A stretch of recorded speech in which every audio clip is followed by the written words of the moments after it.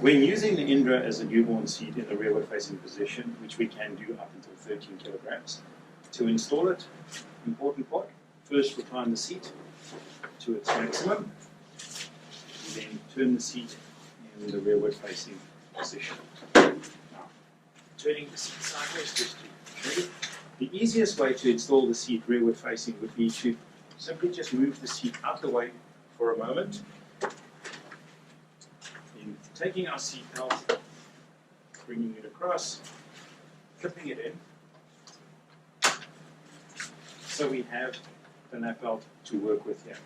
We then bring back the seat, simply place it on top of the lap belt, and then hook the lap belt into our rearward facing blue guides on that side as well as on that side. Then using our diagonal belt, we then pull the tension onto the lap belt, which gives the seat the stability that we want.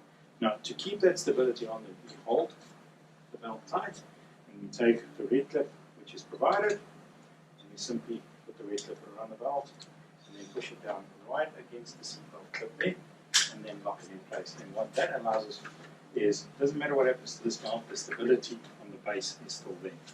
We then take the diagonal belt and bring it around the back and lock it into our steel guides at the back of the seat here.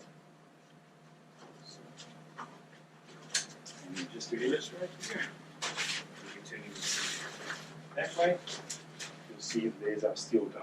And even though we have two, we only use one, and we use the one that's in line from where the diagonal belt is coming from. So our belt will go from there through the steel belt guide, down there, and then the lap belt comes across the bottom of the seat, holding the seat in place.